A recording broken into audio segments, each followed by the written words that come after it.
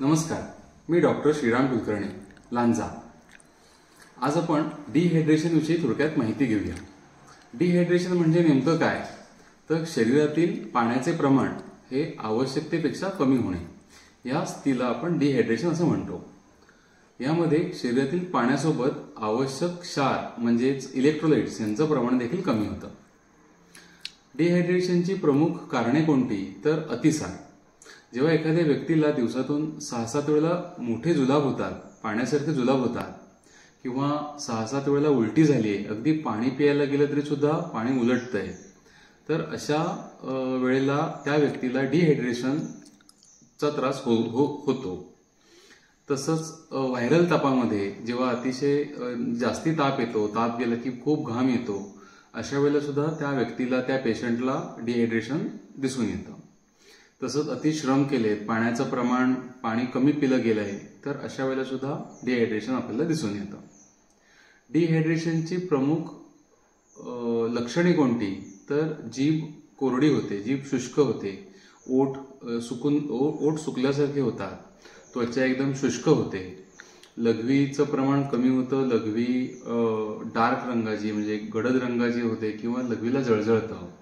तसंच अतिशय थकवा वाटतो, खूप म्हणजे कमजोरी झाल्यासारखं वाटतं। तर अशा वेळेला डिहायड्रेशन झालेलं असेल तर सर्वप्रथम प्राथमिक उपचार काय करावा, तर त्यासाठी सर्वप्रथम ORS म्हणजेच ओरल रिहायड्रेशन सोल्युशनचा वापर करावा। ORS म्हणजे नेमकं काय, तर ORS म्हणजे ग्लुकोज, त्यानंतर योग्य प्रमाणात क्षार, जसं की इलेक्ट्रोलाइट्स ज्याला आपण म्हणतो ते, क्षार आणि पाणी यांचं योग्य ते मिश्रण। या मिश्रणामुळे शरीराला जो काही थकवा आलेला असतो किंवा जी काही एनर्जी कमी झालेली असते, ती एनर्जी वाढण्यास किंवा शरीरातील पाण्याचे प्रमाण वाढण्यासाठी या ORS सोल्युशनचा खूप फायदा होतो। लहान मुलांमध्ये डिहायड्रेशनचा त्रास हा मोठ्या माणसांपेक्षा पटकन दिसून येतो। एखादं लहान बाळ असेल तर 2-4 वेळा जरी जुलाब झाले किंवा 2-3 उलट्या झाल्या तरी ते एकदम थकून जातं, एकदम कोमेजल्यासारखं होतं।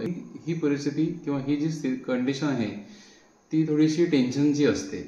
त्यामुळे असं जर का कधी आपल्या बाळाला किंवा आपल्या घरी कुठल्या पेशंटला उलटी जुलाबानंतर खूप थकवा आलाय, खूप अशक्तपणा जाणवतोय, तर आपल्या डॉक्टरांकडे त्वरित घेऊन जाणं व इलाज करणं खूप गरजेचं आहे।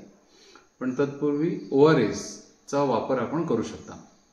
थोडक्यात डिहायड्रेशन विषयी व्हिडिओ आवडला असेल तर आरोग्याचं बोलू काही या चॅनेलला सबस्क्राईब करा, व्हिडिओला लाईक करा आणि आपल्या मित्रपरिवारामध्ये शेअर करा। धन्यवाद।